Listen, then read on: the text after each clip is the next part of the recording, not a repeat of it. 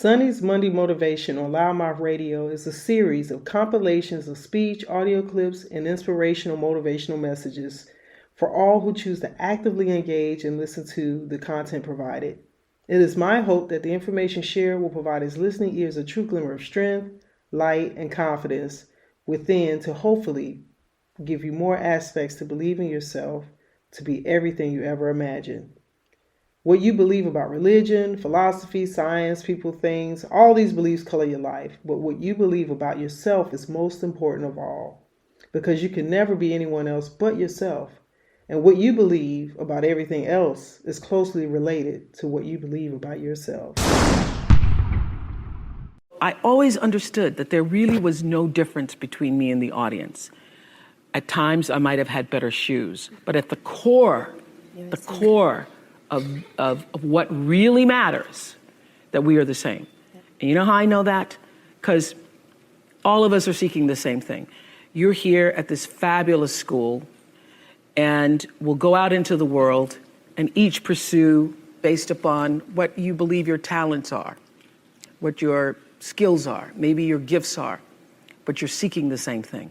Everybody wants to fulfill the highest, truest expression of yourself as a human being. That's what you're looking for. The highest, truest expression of yourself as a human being. And because I understand that if you're working in a bakery and that's where you want to be, and that may be what you've always wanted to do, is to bake pies for people or bake cakes for people or to offer your gift, then that's for you. And there's no difference between you and me, except that's your platform. That's your show every day. So my understanding of that has allowed me to reach everyone. To reach everyone. And there's no way that you wouldn't, because that's what I truly feel. The way through the challenge is to get still and ask yourself, what is the next right move? Not think about, I got all of this stuff. What is the next right move? And then from that space, make the next right move and the next right move. And not to be overwhelmed by it, because you know your life is bigger than that one moment. You know you're not defined by what somebody says is a failure for you, because failure is just there to point you in a different direction. Nothing about my life is lucky. Nothing. A lot of grace, a lot of blessings, a lot of divine order, but I don't believe in luck. For me, luck is preparation, meeting the moment of opportunity. There is no luck without you being prepared to handle that moment of opportunity. And so what I would say for myself is that because of my hand in a hand and a force greater than my own, I have been prepared in ways that I didn't even know I was being prepared for. And the truth is, for me and for every person, every single thing that has ever happened in your life is preparing you for the moment that is to come. You don't have to hold yourself hostage to who you used to be or anything you ever used to do. Because who has lived and hasn't made mistakes? When I think about my 20s and what a foolish girl I was, and how I would give over my power to men who really didn't mean me well, but now I hold no grudges against them either, because I realized I'm the one who gave over the power because I didn't know any better. And now that I know better, I know I don't have to do that again. It's one of the most powerful lessons any of us can ever know. If I leave you with nothing else, just know this for sure. There is not one thing that has ever happened to you, not one experience, not one encounter, not one crisis, not one joyful thing that hasn't happened just to make you better and help you rise. Every single thing you're calling in, whether you know it or not, and when you figure out that you are calling it in, when you actually start meditating or praying or doing or having a spiritual practice, which is the number one thing you need if you want to be successful in the world. You need something that gives back and nourishes you, regardless of what you call that. You need to fill your cup so that you can be so full, your cup runneth over, and you have enough to give to other people. If you don't fill your cup, you end up dried up. You end up tired, exhausted, and don't have enough to give to other people. You end up resentful every time somebody asks you because your cup is empty and now they want some of yours. So your number one job is to fill your cup and make yourself whole. Also, if you want to have more confidence and learn from billionaires, check out my 254 series. They're free. The links to join are in the description below. They think that success is supposed to happen like that. It was very difficult for me to figure out where my boundaries were because I'd grown up poor and didn't have anything. And now that I know better, I know I don't have to do that again. It's one of the most powerful lessons any of us can ever know. I think in order to actually do the stuff, yes, money is important. But I also think the thing that I hold the dearest, and the reason why the noise about running for president moved me so humbly and deeply, is because it means that you have somewhere in the work gained the people's trust. Yes, you have. And there is nothing more important to me than having the trust of the people and the audience. And I recognize that it is the audience who came every day and watched, from all over the world that actually, yes, that helped me to be who I am. So I think the renown, the standing. The ability to be trusted and to say something, but also money. Listen, don't play the billionaire thing small. Don't play the be small. Yeah. It's a very big deal because it allows you to actually do the work. So instead of saying, gee, I would like to help so many people, or you should go out and help so many people, you can actually use that for yourself. And I am now at this stage of my career thinking about how to do that more poignantly and fruitfully. Yeah. I'm now looking for ways that I can do that to create a level of sustainability within our community.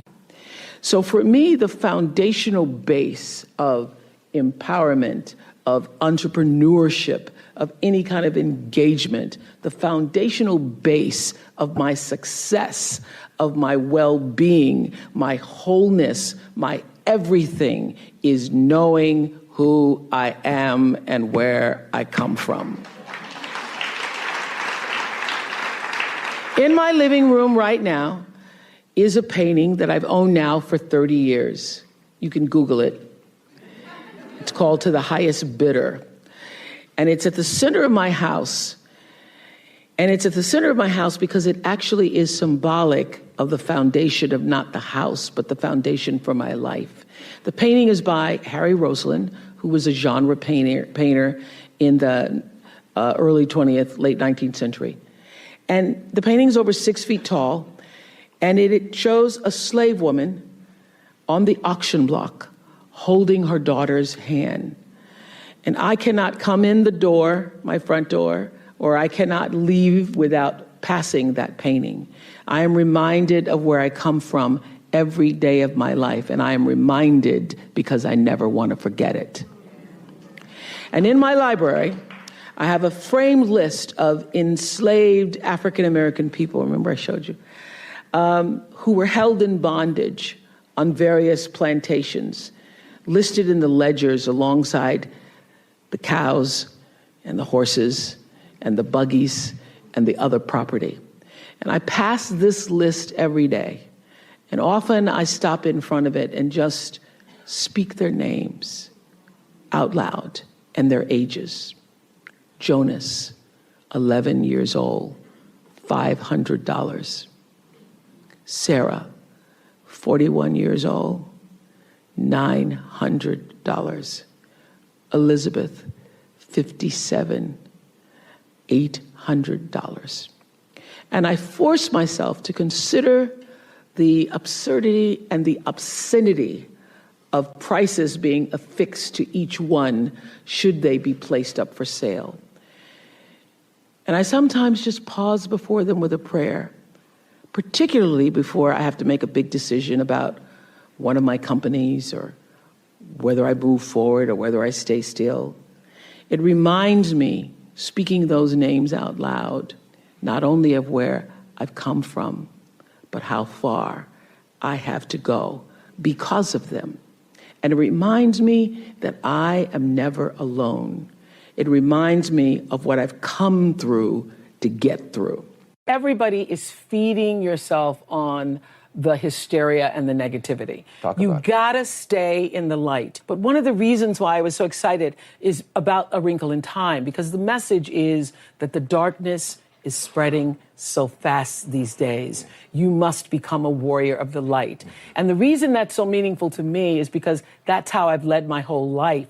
And every moment in that film, I just felt like, I'm just saying what I normally say. It's true. and for these times, the darkness is there to show you your light. Look at what has happened. So if you put the focus on, look at what happened with the darkness that showed up in Parkland and the darkness that showed up on the streets of Ferguson and the darkness that showed up in many homes in Chicago with shootings and senseless murders. It brings out the best in people. It brings out the best. And so that's what it's there. We live on a planet where there is darkness and light. I deeply believe is not that do unto others as you would have them do unto you. What you do is already done. That moment in The Color Purple where she says, everything you ever tried to do to me, where Whoopi says that, Celia, everything you even try to do to me, already done to you. So the law, the third law of motion in physics says that what you're putting out is coming back all the time, regardless of whether you know it or acknowledge it or not. One of the things I tried to do all those years on The Oprah Show, sometimes people would criticize me because they felt that I didn't do enough for race or racism. But this is what I always understood, that for me, my role and my goal in life is to open people's hearts. That's what I do, is I try to tell stories that allow people to see themselves in the lives of other people. And for me, it was always more powerful and effective to do a show, for example, on single parents raising their children, and just on the panel of parents, to have a Black father, and to show the photographs or images of that father putting his child to bed and reading a story at night. That, to me, is more powerful than doing a story on, let's talk about Black fathers who are raising their children. Because the goal, for me, is to show that we are all more alike than different, and that in our humanity, in our ability to express our humanness, we are the same. So when you see a father putting his child to bed at night and reading stories, and that man is Black, and you know that's what your husband does, and that's what you do, you feel a sense of connection and humanity. Oh, you know what I'm saying? You see? Everything you try to do is already done. So when I figured that out, what I'm putting out is what's coming back, let me get real clear about what it is I'm putting out. Real clear. So I read a book about 1989 called Seed of the Soul. And in that book, Gary Zukav talked about the laws of karma, of the laws of cause and effect, the third law of motion.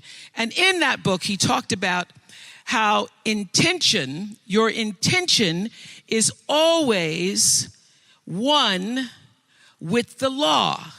Meaning, before you even think about a thing, you have an intention for the thing. And that the intention is going to determine the outcome. That's why the same people can go to the same church service and somebody walk down the aisle just to be seen to put some money in the church, and somebody else who just goes and just has a little bit to offer. The intention with which you give the intention with which you serve determines the outcome. So when I figured that out, I went, whoa.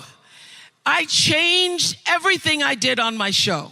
I called in the producers and I said, from this day forward, I will no longer be speaking to the KKK. I will no longer be speaking to people who are fighting each other in a way that it is damaging to the character of myself and other people who watch.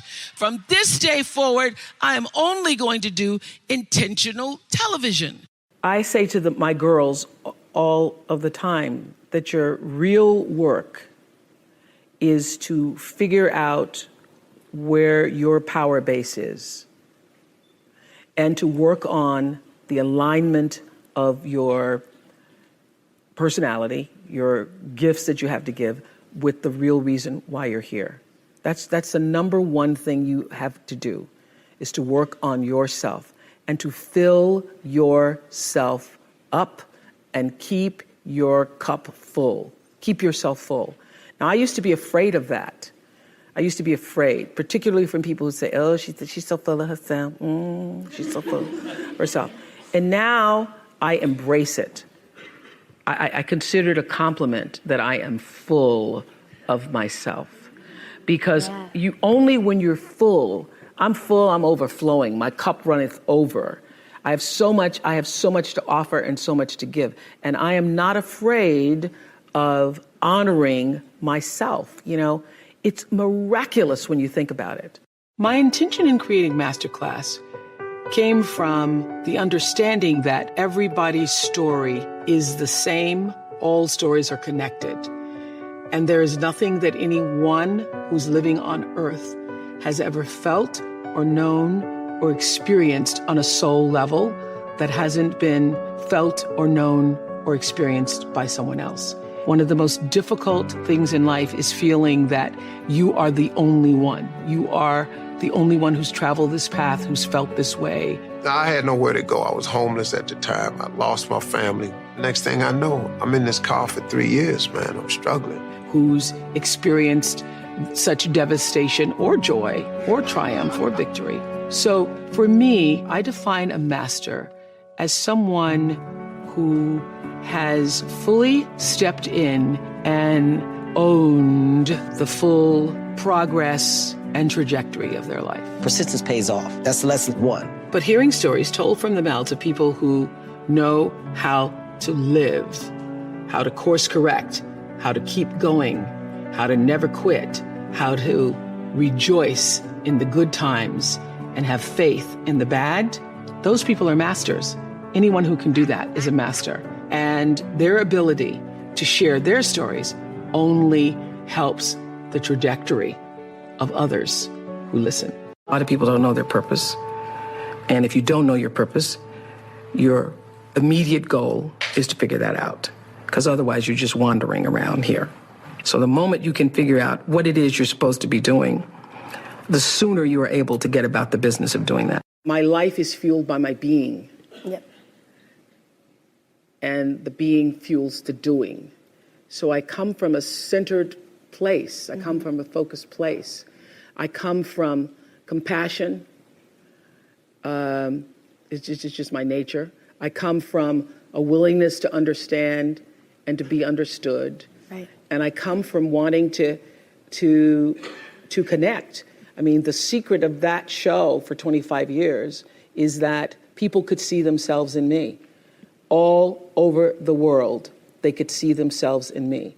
And even as I became more and more financially successful, which was a big surprise to me, I was like, oh my God, this is so exciting.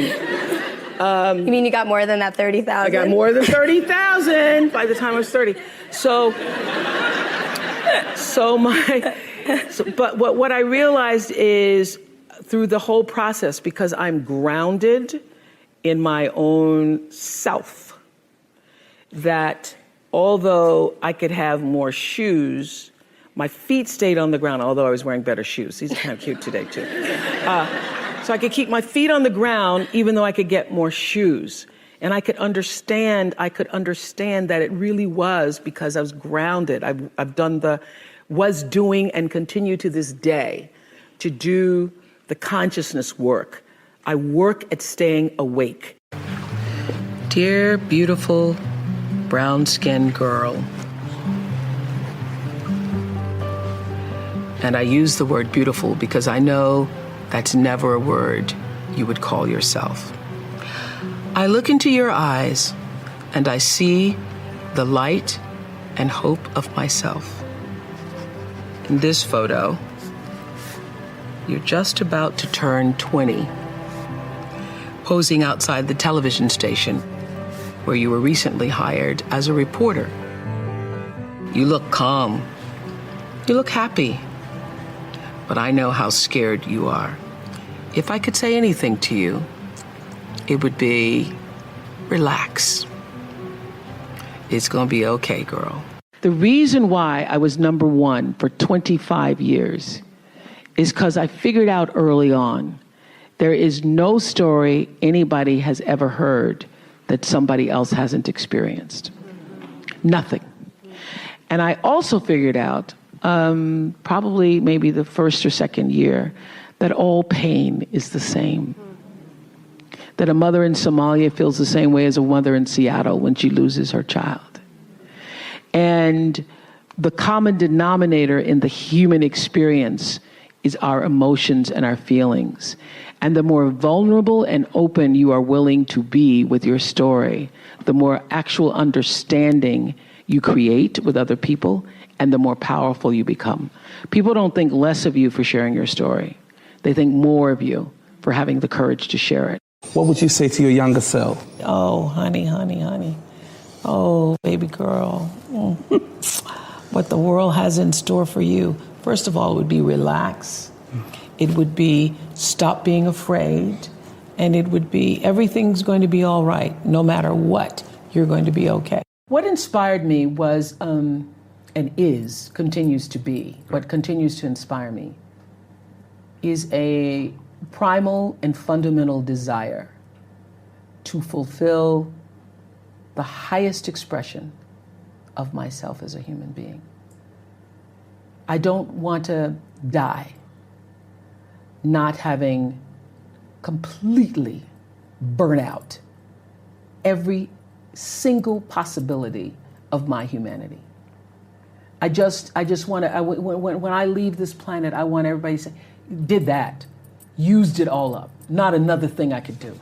There wasn't another person I could have given of myself to. There wasn't another deed I could have done. There wasn't anything that you want to say, I want to fill it up. You want to take this whole human existence, which when you think about it, Godfrey, is really pretty damn miraculous. It is. It is. It is. When you think about what it means to be a human being on the planet Earth right now, that's pretty awesome.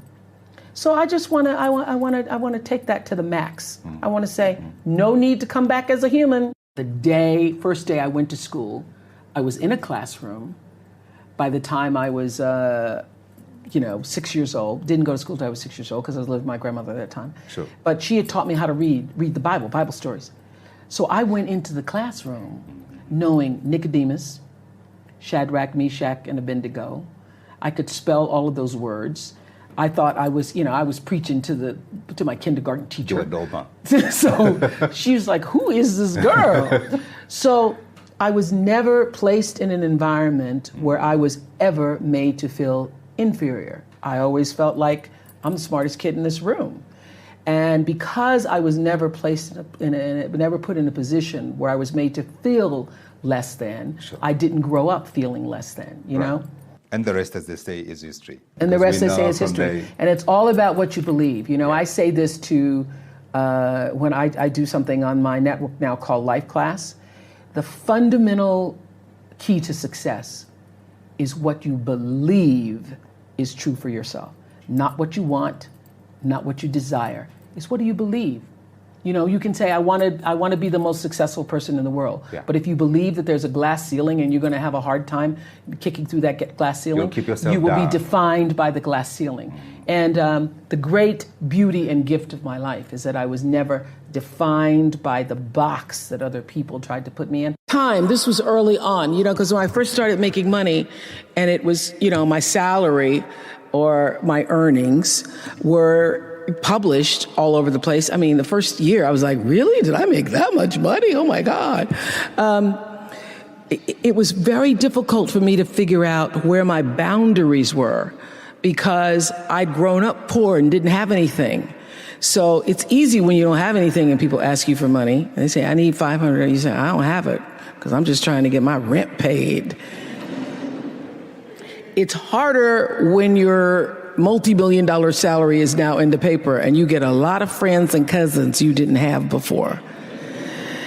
So how do you set boundaries for yourself? I was having trouble setting boundaries for myself for even strangers. People would just show up at my door in Chicago and say, Oprah, I left my husband, please help me. And I would, because she knows I have it. So don't try that now though, okay? Don't try that now. I figured it out. So what I learned is that, the reason why people keep showing up is because my intention is to make them think that I'm such a nice person that you can ask me for anything, you can get me to do anything. I'm going to say yes, I'm going to say yes. So when Stevie called me this time, I thought I'd try out my first no on Stevie. Let's start big. He wanted me to donate some money to a charity, and I didn't want to donate to the charity because I have my own charities, and I care about a lot of people, but the problem is when you have money, everybody thinks you just want to give to everything. So every letter I ever get starts with, we know you love the children. Yes, I do love the children, but somebody else is going to have to help the children. So I said to Stevie, no. And as a person who has that disease to please, I was waiting for him then to say, I will never speak to you again. I will never call you. I will never sing a song for you. And he didn't. He just said, okay. Okay? Okay, it's okay? He said, okay, check you later. And what I learned from that is, many times you will have angst and worry about things and put yourself in a state, like someone said this morning because their phone went off, they were mortified over a phone, I said, really? You will put yourself in a state when the other person really isn't even thinking about you. So learning that I could specifically determine for myself what the boundaries were for me, what I wanted to do, give my money, give my time, give of my service to who I wanted to give it to when I did, that I get to make that decision. And just because you get 100 requests a week doesn't mean you have to try to fulfill all of that. Just because you have all of these demands on your time and on you doesn't mean that you have to say yes. You get to decide because you're the master of your fate. The captain of your soul, as William Ernest Henley said in Invictus.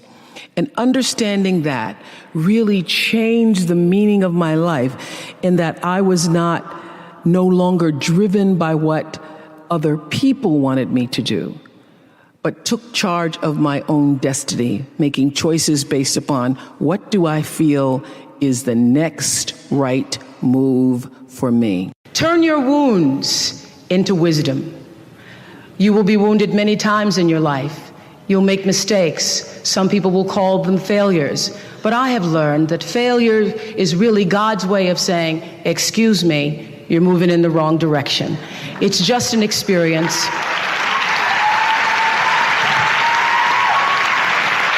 Just an experience. Just an experience. I remember being taken off the air in Baltimore, being told that I was no longer being fit for television and that I could not anchor the news because I used to go out on the stories.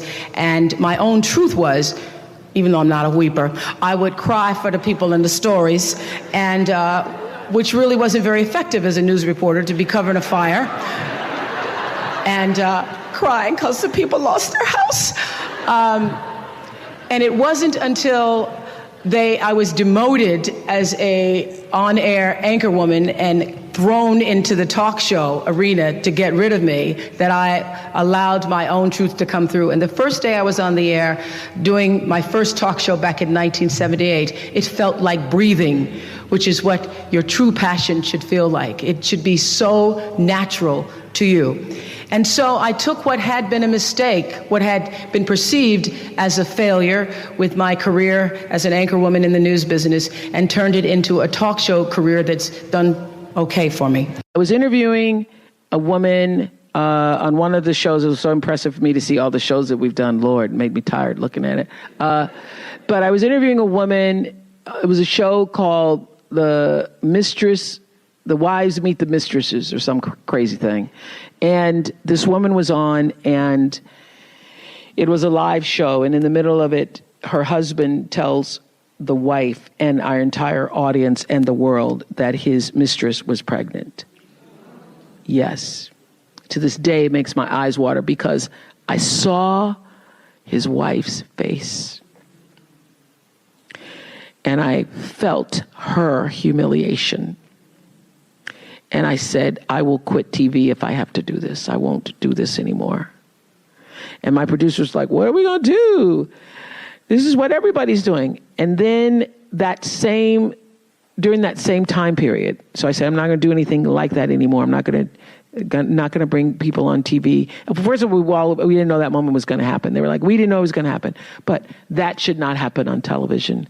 And I do not want to be a part of the energy that caused somebody to feel that, because that's not going to come back to me. I got to pay for that. Then I was interviewing the KKK on stage. That was the day the one guy called me a monkey in the audience. And during commercial break, I could see them signaling each other. And just watching them and their behavior, I thought, oh, they get it. I don't get it. They are using me. They are using this platform because they understand, because I'm thinking, oh, I'm going to tell you all about the KKK. They were using it to recruit members for themselves. They were using it to recruit their base. And I then went to the producers and said, I'm not doing a show like that. So they said, you're not going to do the mistresses. You're not going to do the KKK. What are we going to do? So I said, we are going to create a baseline for ourselves that's based on intention. This was around 1989 when I'd read Gary Zukav's book called The Seat of the Soul. And that book was life-changing for me because in it he talked about the power of intention, and that cause and effect, what goes out comes back, is determined by your intention. The energy of your intention is what determines your life. Most people don't think about their intention. They just think about what they want to do. Most people don't think about why they want to do it. But what's going to come back to you, the energy that's going to come back to you, is the real why of why you did it. And so I then said to my producers, we're not going to do any shows that are not intentional. So don't bring me an idea unless you have an intention for the show that you want the outcome to be. And we're going to strive to see if we can live up to our intentions. And so around the late 80s, we started a pre-show to talk about what the intention was, and then a post-show after every single show to say, did we fulfill that intention? And that's about the time I realized this is bigger than me. I actually miss you guys. Yeah. I miss you guys. Because where I got fed every day was the audience. Yeah. And I did not miss a day in 25 years because of the audience. Yeah. I don't care how badly I felt. I don't care what kind of cold, what kind of flu. I would come because I knew that in our audience every day were a couple hundred, 350 people every day who have literally told their aunts, their cousins, they came with their mothers, they came with their friends. And I know that the preparation to get there. You've been coming from Iowa, we've been coming from Tennessee for days. So it's not just I'm just going to Oprah show. You tell that girl, I'm going to Oprah show. I'm going to Oprah show. And this is the thing. I think I have to just say, please say, everybody is feeding yourself on the hysteria and the negativity. You gotta stay in the light. But one of the reasons why I was so excited is about A Wrinkle in Time, because the message is that the darkness is spreading so fast these days. You must become a warrior of the light. And the reason that's so meaningful to me is because that's how I've led my whole life.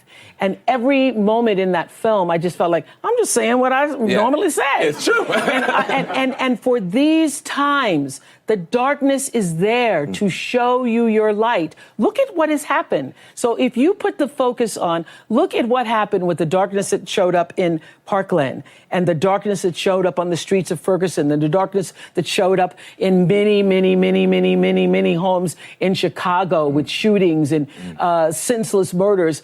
It brings out the best in people. It brings out the best. And so that's what it's there. We live on a planet where there is darkness and light.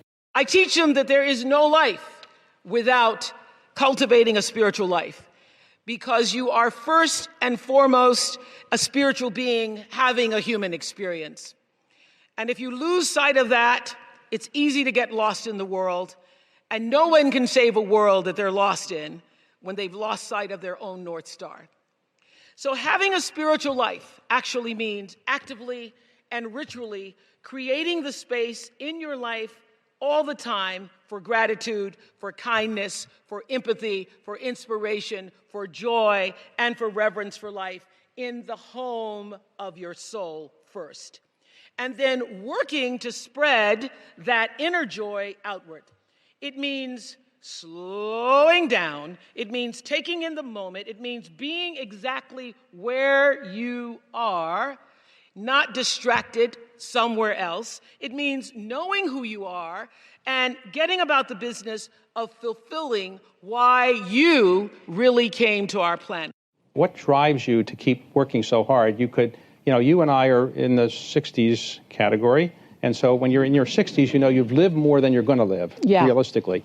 So when you realize you've lived more than you're going to live, you can say, why not relax a little bit? Why not just ease up? Why have you decided to even work harder than you did before? Because I think, David, that everybody, the thing that works for me all these years, whether it was the magazine, or which I still have, or whether it was the show, I understood that there's a common denominator in the human experience. And I want the same thing you want, which is the same thing you want and you want. What we all want is to be able to live out the truest, highest expression of ourselves as a human being. That doesn't end until you take your last breath. What is the truest, highest vision that you hold for yourself? No matter where you are in your life, there's always the next level. There's always the next level to the last breath. So I feel that I always knew that I would be done with the show when I felt like, I've said as much as I could say here on this platform. And then how will I be used? If there were a theme song to my life, Amazing Grace would be one of them, and Keep on Using Me Till You Use Me Up would be another one. You know that Bill Withers song? Yes. So I feel that until you have used your value as a human being, you're not done. Create the highest, grandest vision possible for your life, because you become what you believe. When I was a little girl, Mississippi, growing up on the farm, only buckwheat as a role model, watching my grandmother boil clothes in a big iron pot through the screen door because we didn't have a washing machine and made everything we had. I watched her and realized somehow inside myself and the spirit of myself that although this was segregated Mississippi and I was colored and female, that my life could be bigger, greater than what I saw. I remember being 4 or 5 years old. I certainly couldn't articulate it, but it was a feeling, and a feeling that I allowed myself to follow. I allowed myself to follow because if you were to ask me what is the secret to my success, it is because I understand that there is a power greater than myself, that rules my life. And in life,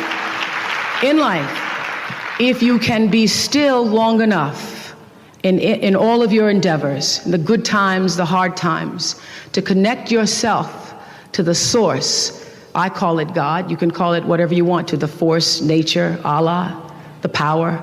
If you can connect yourself to the source and allow the energy that it is your personality, your life force to be connected to the greater force, anything is possible for you. I am proof of that. I think that my life, the fact that I was born where I was born, in the time that I was, and have been able to do what I've done, speaks to the possibility, not that I am special, but that it could be done. What I learned, going to a beauty salon and asking them after the news director had told me that my hair was too thick and my eyes were too far apart and I needed a makeover, and sitting in a beauty salon, in a French beauty salon, allowing them to put a French perm on my black hair, and having the perm burn through my cerebral cortex, and not being the woman that I am now, so not having the courage to say, this is burning me, and coming out a week later bald and having to go on the air. You learn a lot about yourself when you're black and a woman and bald and trying to be an anchor woman.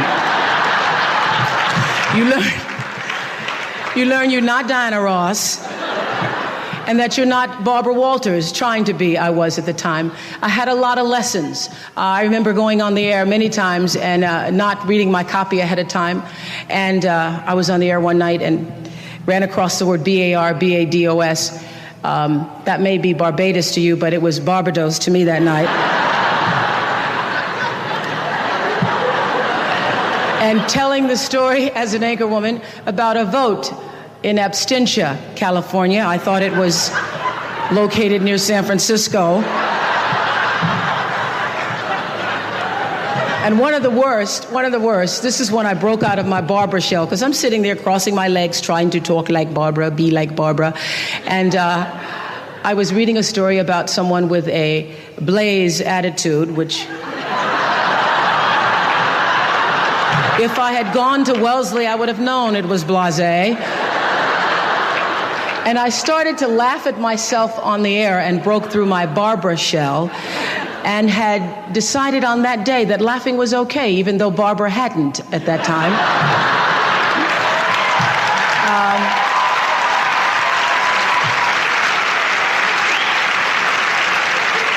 And it was through my series of mistakes that I learned that I could be a better Oprah than I could be a better Barbara. And I allowed Barbara to be the mentor for me, as she always has been.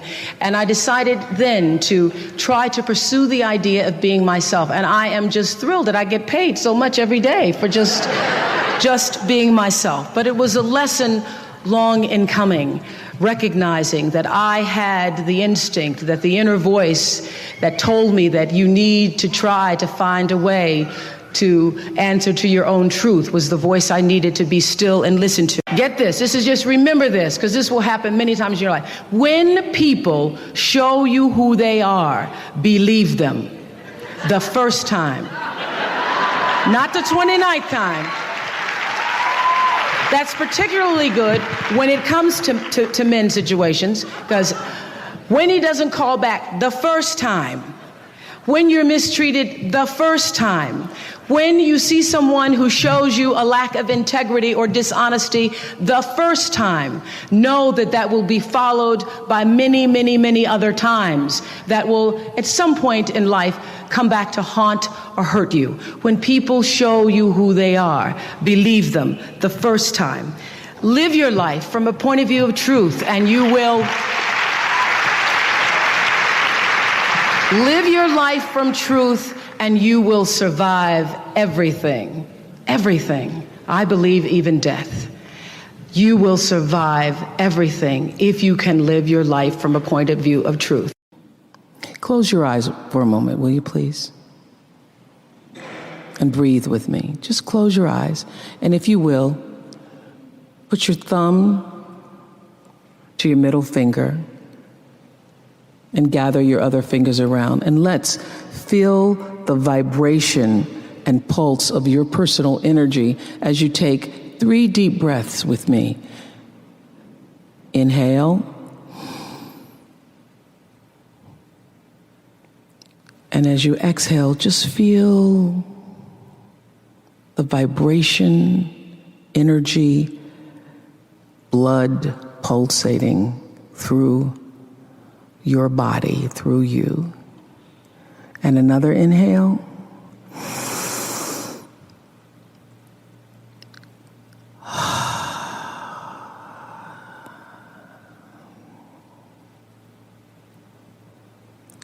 And another inhale.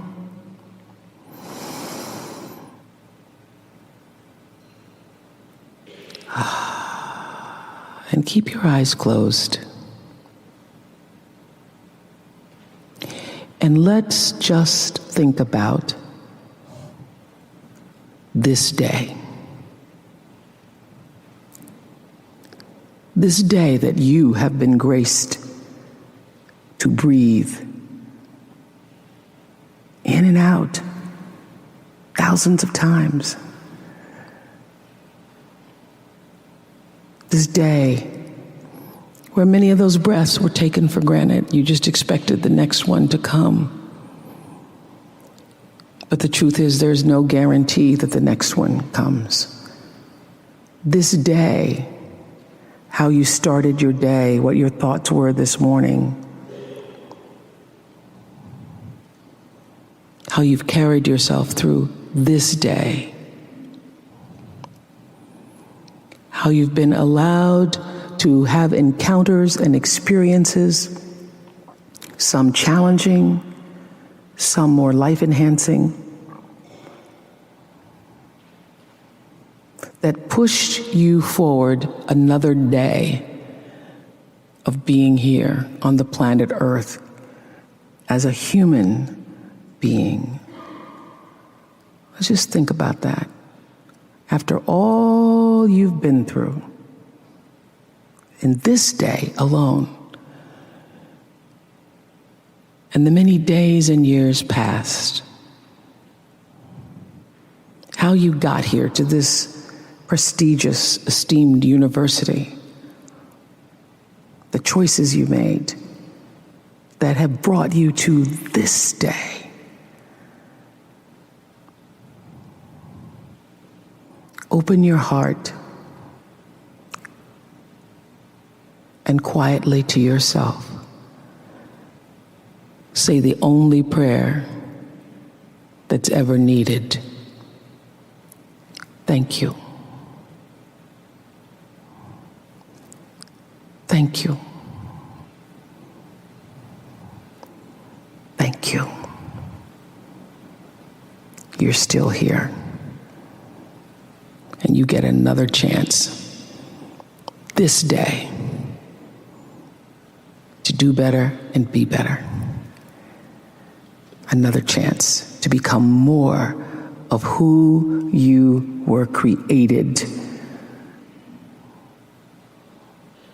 and what you were created to fulfill. Thank you. And the number one lesson I could offer you where your work is concerned is this: become so skilled, so vigilant, so flat out fantastic at what you do that your talent cannot be dismissed. You stop comparing yourself to other people.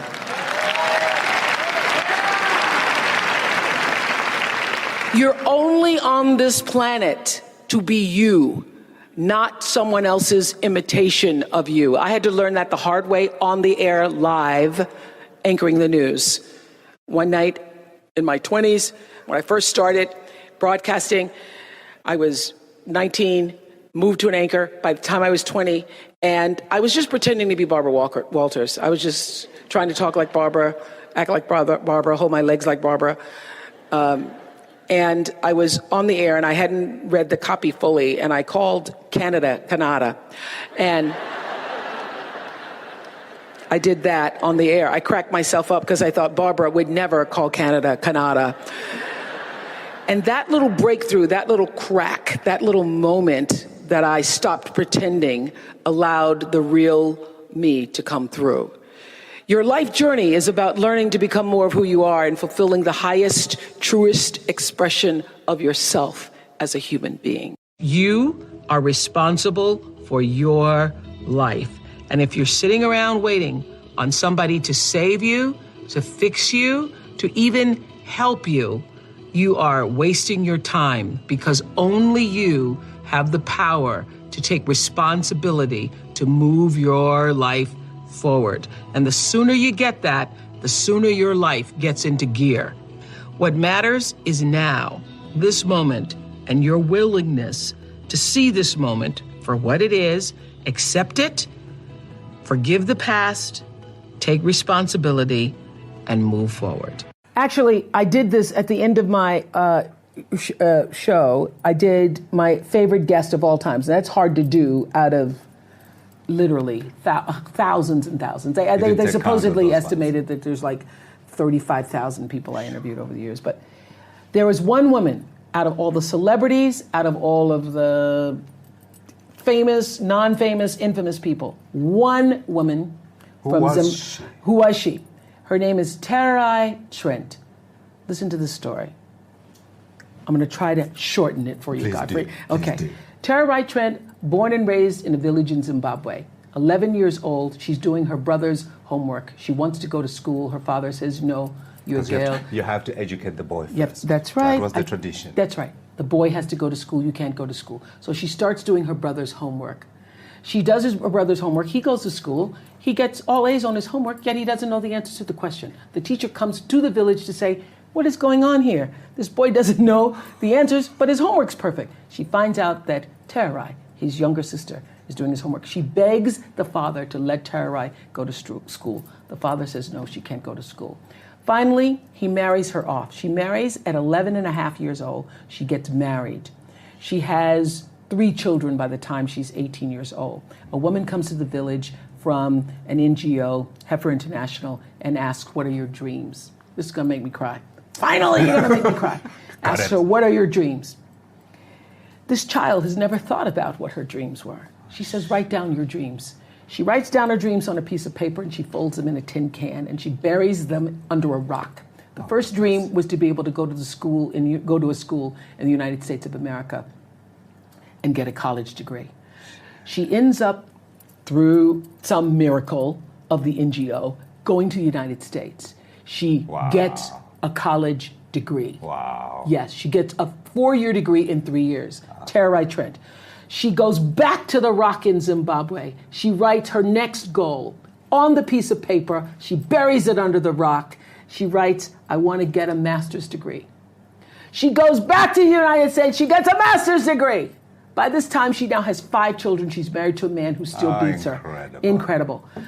She goes back to the United States. She gets her master's degree. After the master's degree, she goes back to the rock in Zimbabwe. She writes down her final goal is to get a doctorate degree. And last year, she became Dr. Tarai Trent. Where did you find it? Where did I find it?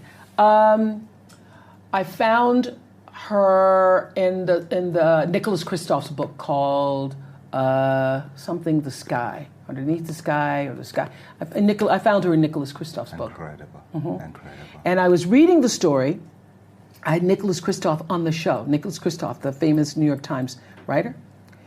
And she wasn't there. She wasn't a part of the show. I'm reading the story. I can't believe this book, the story of this woman, as I'm reading the story.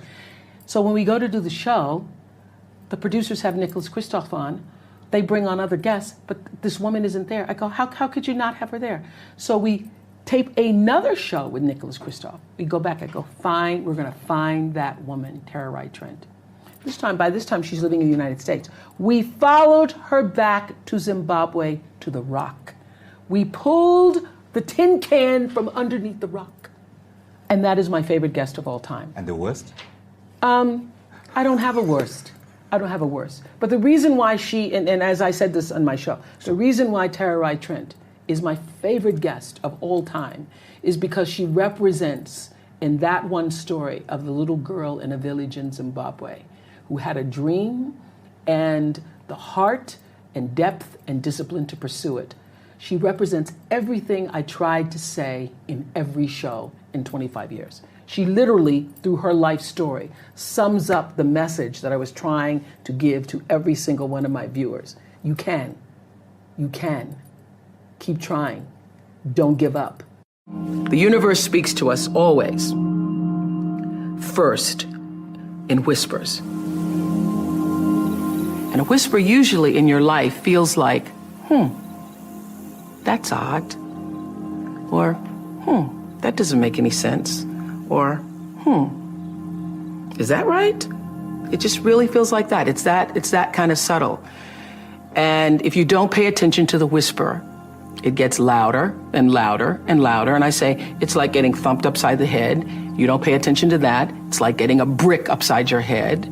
You don't pay attention to that. The brick wall falls down. That is the pattern that I see in my life and so many other people's lives. And so I ask people, what are the whispers? What's whispering to you now? I have paid attention to my life because I understand that my life, just like your life, is always speaking to you, where you are, in the language, with the people, with the circumstances and experiences that you can understand and interpret if you are willing to see that always life, God, is speaking to you. Now, it took me a while to actually really get this and to understand it, but once I did, I started paying attention to everything.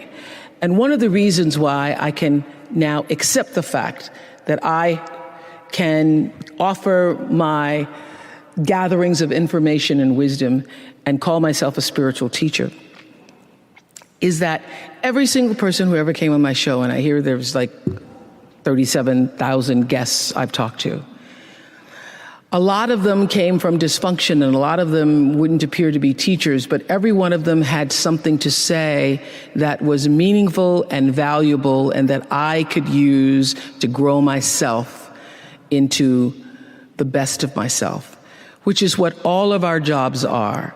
Your number one job is to become more of yourself and to grow yourself into the best of yourself. If you can find what is your passion, if you find what you love, you never get tired. Or if you do get tired, you're fueled by the energy of your work. And you know what you're supposed to do by how it feels. And so you know if you're doing the right thing, if it feels like it's right to you. And when you hit the thing that feels right, you know it's right because it gives you your juice. And you know it's right because you would do it for nothing. You would do it for nothing and find a way to be able just to do it in order to be able to continue. That's how you know you're doing what you're supposed to be doing. It is your job to make yourself whole. Not perfect, but whole and full. Your real work in life, your real work, is to fill yourself till your cup runneth over so that you're never grasping and needy, clamoring and insecure. But you can live your life assured in your worthiness and your right to be here and to become the best version of yourself as a woman being. You came from very modest circumstances. You didn't come from a wealthy family. Well, modest is not the word. Well, I was trying to be polite. I was actually poor. And a lot of the girls at my school, actually all the girls from my school are poor. And I was saying to them just recently, I was just in South Africa for a graduation, you all are come from the same circumstances. You are poor. And one of the girls raised her hand and said, I don't like using that word. I go, well, if you're not poor, then you should excuse yourself because that's why I'm paying for you, because you're in the school. So if you're not, you don't like the choice of the word. So I don't have a problem with the word. I don't have any shame about it. I think, probably earlier in my life or career, the word would have bothered me. But it was, I was poor. No running water, David, or electricity, living with an outhouse. My biggest frustration is not just with young women. My biggest frustration is also with young men, young people who think that, and I have a lot of this with my girls in college, they think that success is supposed to happen like that. Yeah. They think that there isn't a process to it. They think that they're supposed to come out of college and have their brand. And I recognize now that I am a brand, but I was resistant to being called a brand for many years because I was like, I'm a brand, I'm not a brand, I'm a person. But how I got to be a brand was not trying to be a brand. Yes. How I got to be a brand was every day making choices that felt like this is the right move, now that's the right move, and now that's the next right move, the next right move. And so my frustration with young women and young men is that they think it's supposed to happen like this, and they don't understand that there's a process to it. Social media. Yes, social media. You did not get to be editor of Vogue magazine by not working and working and working and working and working to get here. I love the theory of that there's 10,000 hours behind anybody who ever gets to be successful. Who are your dream dinner companions, dead or alive? Oh my gosh. I would like Jesus to come to dinner and explain. Is this what you wanted? Is this really what you wanted? Did you want the churches and the people and the... Did you want all that? Or were you looking for people to have a different level of consciousness? Did you want the Christ consciousness? Because I think a lot of people got it wrong, Jesus. If you went Oprah, what would you be doing with your life? I would definitely be teaching in a classroom. Because it's the thing that still brings me the greatest joy. I now teach by satellite to my girls in school in South Africa. And it is my favorite moment in the world when you can see someone get it. Okay, I know this is a short thing, but the other day I was teaching an 8th grade class. And I was using my favorite quote from Maya Angelou, where she says, I come as one, but I stand as 10,000. Wow, that's a great one. Isn't it a great one? It's a great one. And I was saying to the girls, because sometimes they say, sometimes, I feel so alone, I miss my parents, because it's a boarding school. I say, every time I walk into a room, girls, I feel like Maya Angelou said when she said, I come as one, I stand as 10,000. What does that mean? Close your eyes and think of your parents. Think of your mother and your father. Now think of their mother and their father. Now think of their mother and their father. And I did that for like a minute till the girls started giggling. I go, that's your 10,000. So when you walk into a room, you never walk alone. Incredible. You walk with the 10,000 who've come before you and are with you and are constantly surrounding you. And I could see them get it. Yeah. Which is just fantastic when the light goes on and you realize, oh, they got it. The beauty of my life, Edward, is that from, I'd say, 32, 33 on, I figured out how to be myself completely on television. And all these years, I have made a fortune, really, being myself. So I'm never not me. I'm never not the person that you see. There are days when I am more open and warm than others. And one of the things that actually caused me in 1991 to get my own plane, I was in the airport and I was just minding my own business. And a woman came up and she said, you're not acting like you do on TV. Oh. And I said, what's that? She says, well, on TV, you're hugging everybody and you're just sitting here and you're not hugging away. I'm just sitting here, ma'am. I'm just waiting on the plane. So if I'm in an airport, I'm not necessarily walking around hugging people, okay? But I am just always just myself. Life has dreamed a dream for you. And your goal, your number one job is to figure out what that dream is. And align yourself with the dream, because the dream cannot come to you unless you're willing to meet it energetically in the same place. So if your energy is off, which I say to my girls all the time, they could teach this class right now, on being in flow. If you are not in flow with God's dream for you, with life's dream for you, if you are out of order, if you are out of sync, it cannot come to you. It will not come, because the whole purpose of your life is to line yourself up with the purpose. And so if you are operating in fear, if you are operating in jealousy, jealousy will kill you. When you are synced up with life, life just gives to you. It opens doors. It creates experiences. It allows you to meet people. Things show up you never thought were going to show up. And you are doing what is the purpose of your soul being. I started the magazine.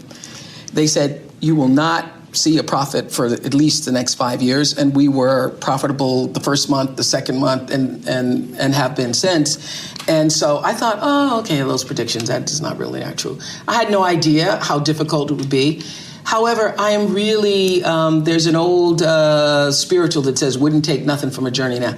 I really was speaking to Stedman this morning. He was saying, it's a good thing that you went through that because you were living on the mountaintop for the past 25 years. You created this machine of the Oprah show that it just felt like walking into, okay, here we go. So no struggle, it had become easy for me to do. So to be in a position to build from scratch this network and to go through everybody thinking it was going to fail.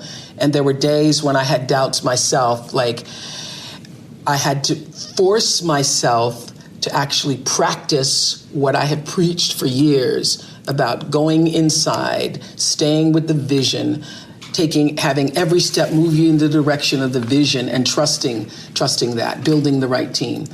It was difficult for some days. One of the things I started to get around mid to late 90s is that everybody that I had on the show, at the end of the show, would say something to me like, was that okay? Was that okay? How was that? Was that okay? Right. At the end of the interview. And I started to then track it. It didn't matter if it was, I had gone and done a show where I was in a prison and I was interviewing a father who was in jail for life for murdering his twin daughters. And at the end of the interview, even behind bars, he said to me, is that okay? How'd I do? And Barack Obama said it when he sat in the chair the first time. And George Bush said it. Beyonce said it at the end of she taught me how to twerk and then said, is that okay? Right. So that's an acquired skill, do they? Right? Yes, a networking thing. But this is what I learned sitting in that chair for 25 years. That at the end of the day, whether you are interviewing me or I get to interview you, whatever your profession is, wherever you are in your life, in your relationships, every person that you encounter, every experience, the person wants to know, was that okay? Was that okay? And what I started to hear was that what people are really saying is, did you hear me? Did you hear me? And did what I say mean anything to you?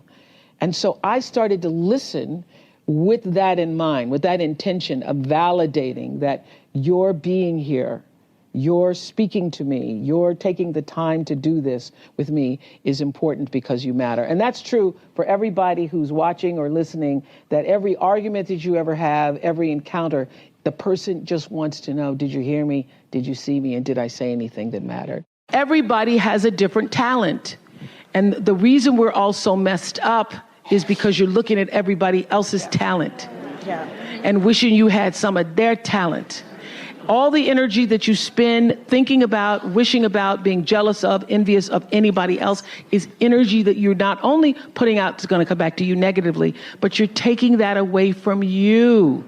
All your energy should be forced on, what do I have to offer? What do I have to give? How can I be used in service? Because Dr. King's message of not everybody can be famous, but everybody can be great because greatness is determined by service. And there is not a job in here that you can do that you don't switch the paradigm to service and not make that job more fulfilling. I don't care what the job is. If you say, I'm a singer, I'm a dancer, I'm an artist, I'm a teacher, I'm a nurse, I'm a doctor, I'm a janitor, I'm a clerk, if you say, if I look at this from, how do I use this in service to something bigger than myself? Yes. It no longer becomes a job. It becomes an offering to the world. This is the beauty of my life. There's not a thing that happens to me that I don't look at it as a teaching, learning experience. And so whenever I'm going into any kind of crisis, I've said this many times before, I'm always looking for what is this here to teach me. Reading is the strongest signal for success in the future that I've ever seen. It is the strongest. I got my first job in radio when I was 16 years old, because I've been broadcasting since I was 16 years old. But my first job I got because I was a great reader. When you are a great reader, you can articulate and speak and command the English language in ways that other people cannot. And people think you're a lot smarter than you are, lots of times. Have you ever met a person who was a great reader when they were young who was not successful? You never. It is the absolute best foundation ever in life. The first law is the third law of motion in physics, which says for every action, there's an equal and opposite reaction. And we showed that very beautifully in The Color Purple when Miss Seeley says to Mr., everything you even try to do to me is already done to you. That is not just a rhetorical saying, that is law. That is Newton's third law of motion in physics, which says everything that goes out is coming back. It's just like everything that goes up is coming down, may take it a long time to come down, is coming down. Everything that goes out is coming back, it's coming back. So, to answer the power of manifestation and meditation, what meditation does is sync you up with the source. What meditation does is allows you to literally tap into the power that created you so that you are in alignment with that.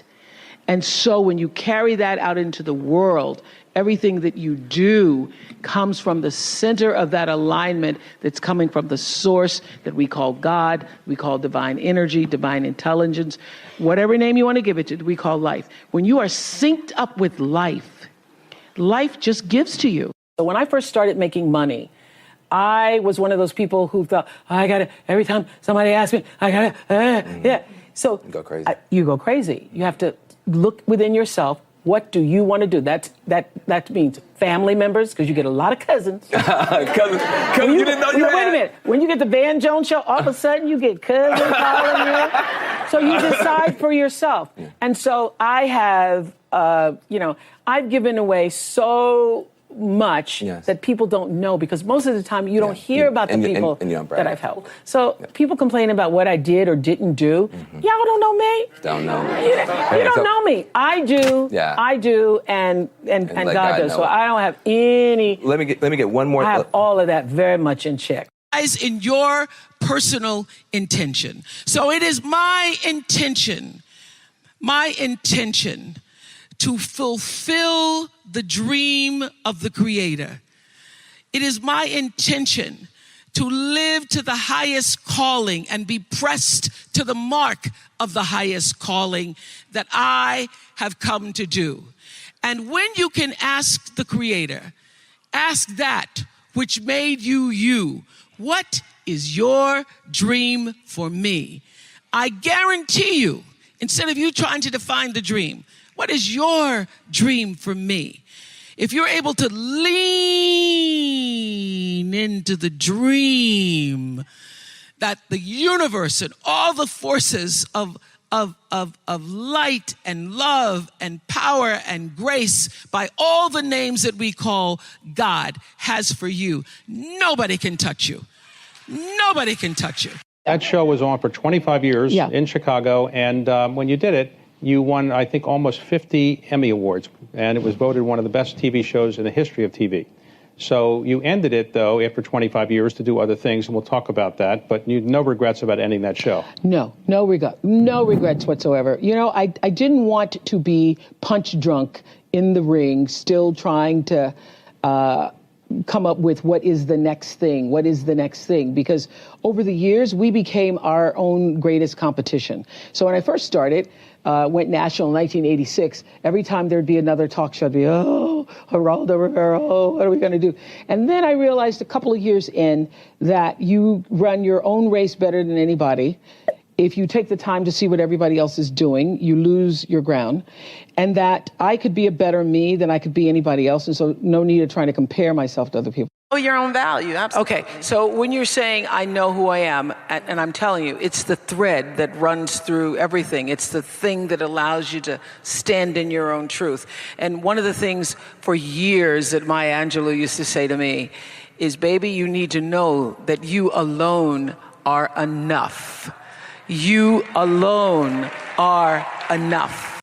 Every single day, I would have a pre-show meeting and have the producers come in and state to me, what is your intention?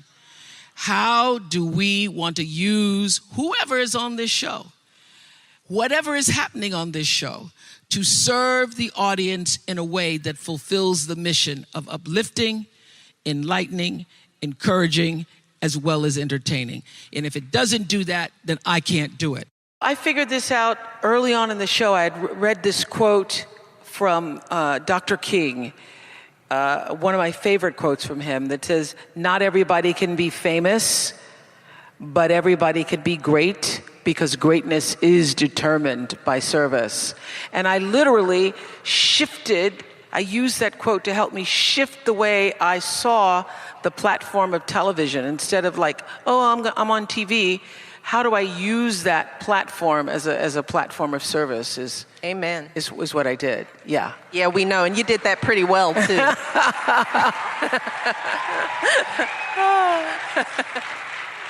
But when you think about growing and being empowered yourself, it is what you've been able to do for other people that leaves you the fullest. Yes, that absolutely. There's a bigger dream waiting for you, just waiting for you to step into it. To step into it. Your life is big. Your life is huge. And we spend so much time wanting to be in somebody else's life.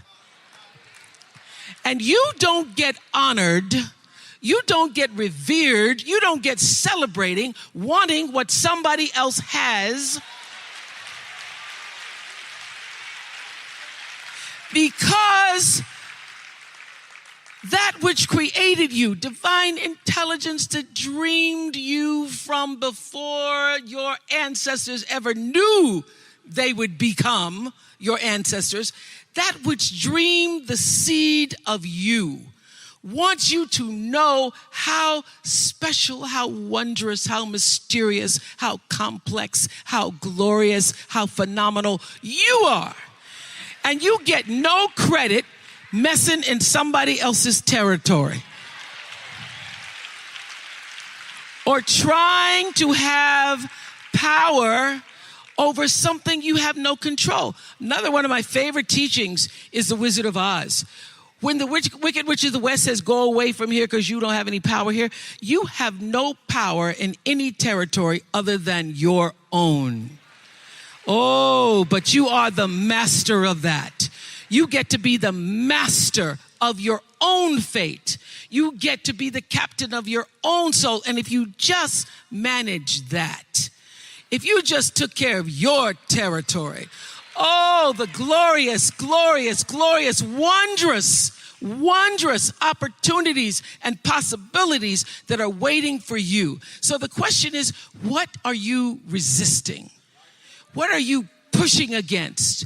What are you not allowing? What are you blocking because you have this idea of who and what you're supposed to be, instead of leaning into the dream that's already been created and waiting for you? It's waiting for you. And the second, it's an instant thing. It's a shift in the way you see yourself and the power from which you have come. I started feeling like, I think everybody knows, I've moved my whole life on instinct. I feel like now it's time to let the show go. I feel like it's time to move on because I've grown as much as I can grow. When I've grown as much as I can grow in a space, that's my instinct to move. I went through some tough times after I left the Oprah show. I made a conscious decision that I did not want to be sitting on TV with the Oprah show and y'all saying she should have left that show.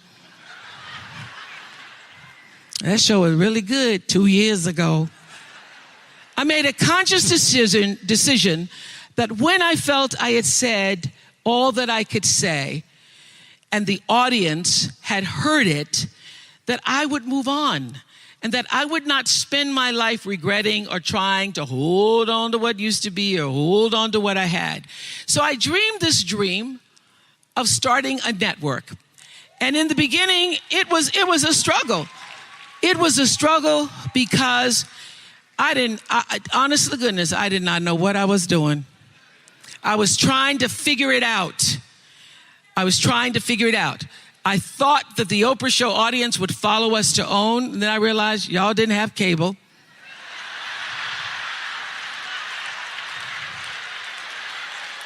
And if you had cable, you did not have the OWN package. So it took me a minute. And unlike most people who you get to have your mistakes in private, some don't go right in your life, you get to sulk about it in private. If I make a mistake, it's on the CNN crawl or the CNN news. So when I was in the climb and there were so many wonderful owners, I see Churl Action Jackson here. There were so many wonderful owners, people who said, oh, we're going to stand with you. We're going to stand by you. Thank you, Roland Martin. There were so many people who said, listen, we believe that this can happen. So I dreamed the dream along with Tyler Perry, who was my friend, who came to me and said, Tyler said, I'm going to help you out because Tyler can go home and write a script and direct it, produce it, and shoot it, and do it for less money than anybody in Hollywood. So we started with the foundation of have and have nots.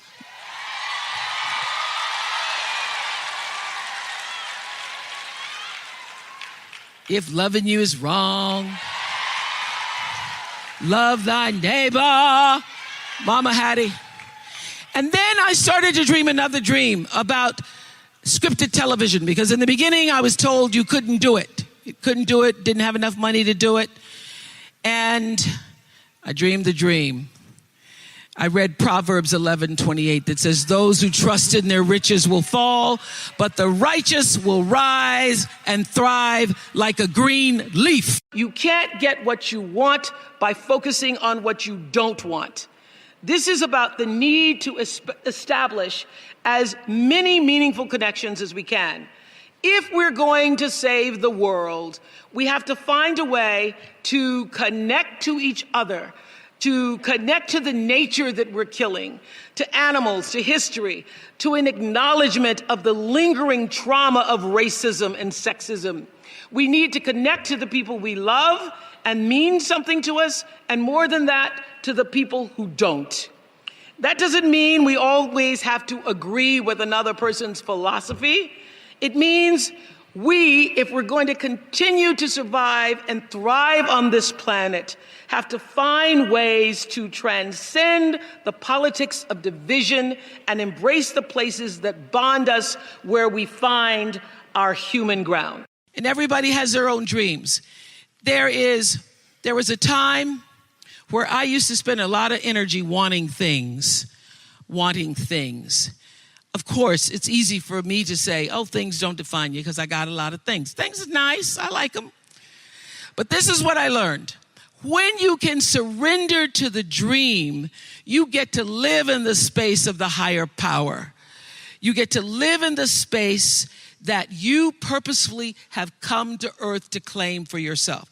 So, around 1984, I was sitting in bed one morning, Sunday morning, should have been in church, but I wasn't. I was reading the New York Times review of The Color Purple. And I thought, whoa, this sounds like a really great book. I got out of bed in my pajamas, put on my galoshes, and went to the store to get the copy of The Color Purple. I read The Color Purple in one afternoon, went back to the bookstore, bought every book of The Color Purple. I took the books to the office, and I said to everybody, y'all got to read this book. Oh, my God, you got to read this book, Color Purple. I needed a book club. I didn't have one. So I passed out the book to everybody I knew. Please, read The Color Purple, read The Color Purple. Then I start to hear that somebody's going to do a movie about The Color Purple. But I don't know anybody in the movie business. By this time, I was on AM Chicago. I don't know anybody. I start praying to God. God, please help me find a way to get into Color Purple. I say, Jesus, I don't even have to have a speaking part. I will be, because I went to the movies and I saw on the movie credits, at the last credit, there's something called Best Boy. So I said, Jesus, if you just let me be best girl, that'll be all right by me. I can be best girl. I can carry the script. I can help the people with the water. I can do whatever. So I start praying for the Color Purple. As divine law would have it, Quincy Jones comes to Chicago, and he is in Chicago for 1/2 of a day because somebody has filed a suit against Michael Jackson claiming that Billie Jean was their lover and that's not his song. So Quincy had taken the red eye to Chicago. He was in his hotel room. He was coming out of the shower, and the television in his hotel room is on AM Chicago. There sits little chubby me with my Jerry curl on AM Chicago. Quincy Jones tells Reuben Cannon, the casting agent, I think I found Sophia. So I get a call from Reuben Cannon who says, I'm calling about a movie. It's called Moon Song. Would you be interested to come and audition? And I say, I have not been praying for Moon Song.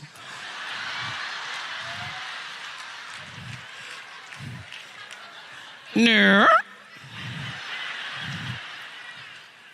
I had not been praying for Moon Song. I've been praying for the Color Purple. He said, well, I think you should come and audition. So I go to audition. You know, movie people, they're making everything all secret. Steven Spielberg didn't want anybody to know he was doing Color Purple. So on the outside of the script, it says Moon Song. But I know all the words by heart. So when I open the script, I know this is the Color Purple Jesus. This is the Color Purple. Yes.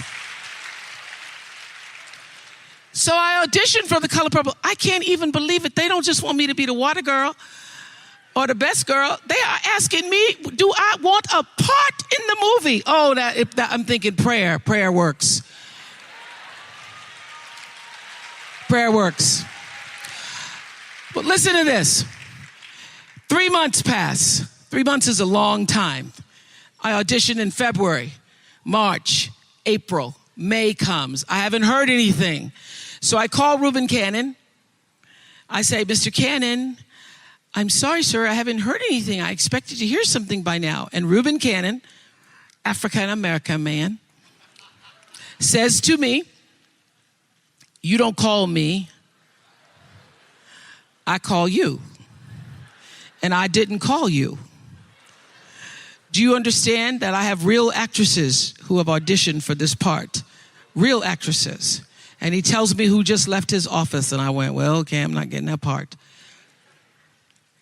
So I hang up the phone and I start crying. I can't believe that God has played this trick on me. I think this is a trick. So I decide that this is because the fat has finally caught up with me. The fat has finally caught up with me, and now I must get rid of the fat in 2 weeks. I am going to go to a fat farm, and I'm going to lose 25 pounds. I'm going to drink a lot of green juice. I'm going to have some cleanses and colonics. So I also was trying to make peace with it. I said, God, I don't understand. I thought it was for me. You ever had that talk with God? I thought it was for me. I thought it was for me. God, you let me audition with somebody named Harpo. That's my name backwards. Jesus, that was a sign. Wasn't it a sign? And then 3 months pass, and then Reuben Cannon says, real actresses. have just left his office. So I start to pray on the track. I'm out on the track at the Fat Farm, and I am running around at the track at the Fat Farm. It starts to rain. Y'all know how that is. But I don't even care, because I am praying to God to help me to let it go. Help me let it go, because now I've become obsessed with it and it's now controlling my life. I start praying, running around the track.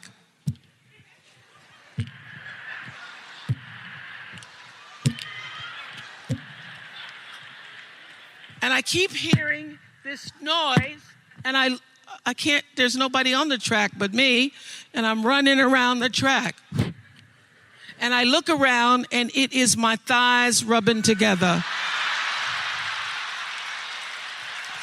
It's my thighs.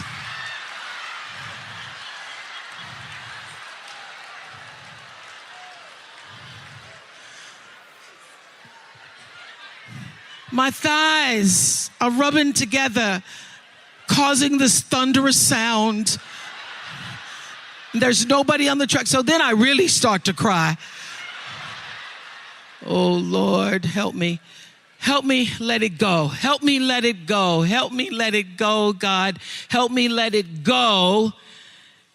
And you ever did this prayer where you say, okay, Lord, okay, I'm going to let it go. Then you get up and you go, well, I think I still got a little bit of it. I did. Help me let it go, but I am not going to be able to see the other actress in my part. I won't be able to see it. I won't be able to see Color Purple. Just can't never see it the rest of my life. I won't be able to see it. So then I started, I don't know where it came from. I surrender all. I surrender all to thee, my blessed Savior. I surrender all. I sang and I cried. I sang and I cried and I prayed some more until I could reach the point where not only will I be able to go to the movie, but I can bless the other actress. I can bless her. I can say, I bless you. I bless you. I bless you with this. I surrender all. I surrender all to thee, my blessed Savior. I surrender all. And I tell you, in my greatest testimony, that the instant I laid that thing down,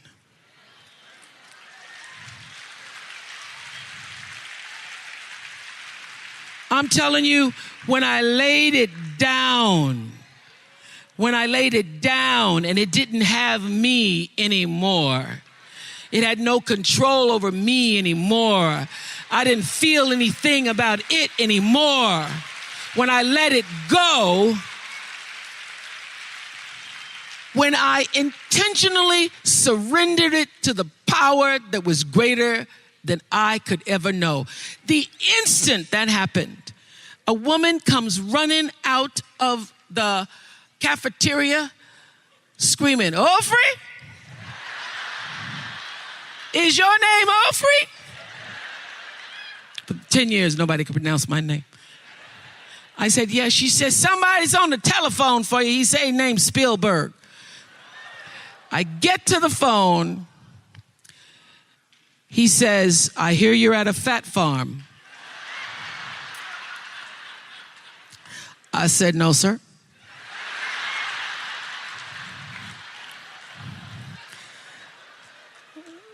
This is a health retreat.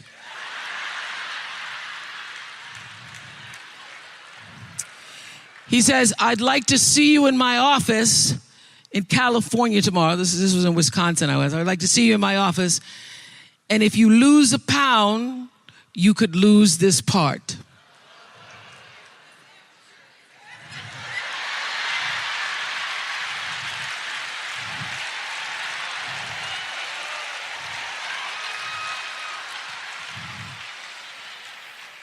No problem do I have. I'll have no problem not losing a pound. So, honey, I packed my bags and I stopped at the Dairy Queen.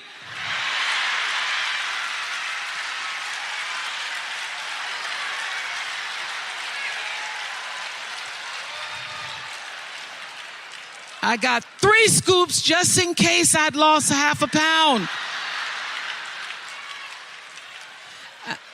And the next day, I was in Steven Spielberg's office and he said, "You're hired.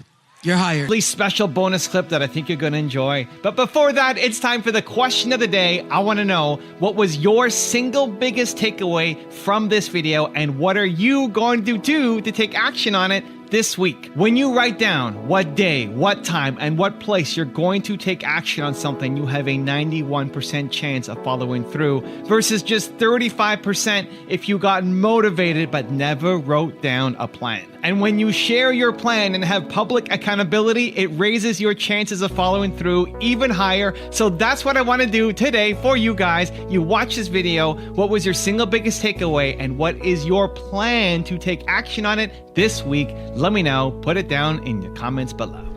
You build a legacy, not from one thing, but from everything. I remember when I just opened my school in 2007, I came back and I had the great joy of sitting at Maya Angelou's table. She hadn't been able to attend the opening in South Africa. And I said to her, "Oh, Maya, the Oprah Winfrey Leadership Academy, that's going to be my greatest legacy." I remember she was standing at the counter making biscuits, and she turned, she put the dough down, and she looked at me and she said, "You have no idea what your legacy will be." I said, "Excuse me? I just opened this school and these girls and it's going to be," and she said, "You have no idea what your legacy will be, because your legacy is every life you touch." Every life you touch. That changed me. And it's true, you can't personally stop anybody from walking into a school with an assault rifle, nor can you single-handedly ensure that the rights that your mothers and your grandmothers fought so hard for will be preserved for the daughters that you may someday have. And it'll take more than you alone to pull 40 million Americans out of poverty. But who will you be if you don't care enough to try? And what mountains could we move, I think? What gridlock could we eradicate if we were to join forces and work together in service of something greater than ourselves? You know, my deepest satisfaction and my biggest rewards have come from exactly that. Pick a problem. Any problem, and do something about it, because to somebody who's hurting, something is everything.